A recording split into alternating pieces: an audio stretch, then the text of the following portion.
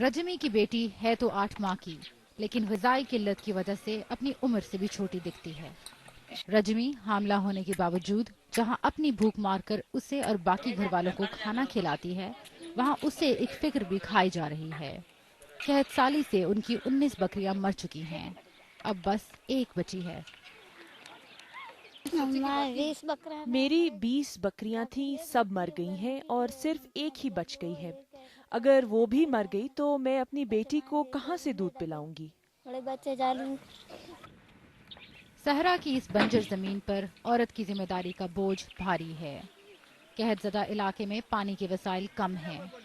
तपती रेत में नंगे पांव चलती ये खवातीन कुएं का पानी निकालने से लेकर घर तक रसाई की जिम्मेदारी अदा करती हैं। मिठी डिस्ट्रिक्ट अस्पताल के भरे हुए वार्डों से नजर आता है कि खुश्क साली और हुकूमती इमदाद में ताखीर की सबसे बड़ी कीमत हामला औरतों और मासूम बच्चों ने अदा की। रवायती डिलीवरी के निज़ाम पर यकीन रखने वाली ये औरतें अब संगीन हालात में अस्पताल पहुंच गईं। हामला होने के बावजूद ये अपने मुंह के नवाले अपने घर वालों को खिलाती रहीं और अब कमजोरी की वजह से इस काबिल भी नहीं कि नौमौलूद बच्चों को दूध पिला सकें। पहले बच्चे को दूध पिलाती है, दूसरा पेट में आ जाता है, तो उनके पास इतना वो रिसोर्सेज नहीं है जो कि वो इतना खाए, पेट में खुद भी खाए, बच्चे को भी फीड कराए, बच्चे को भी खाना खिलाए, तो न्यूट्रिशन की बहुत कमी है।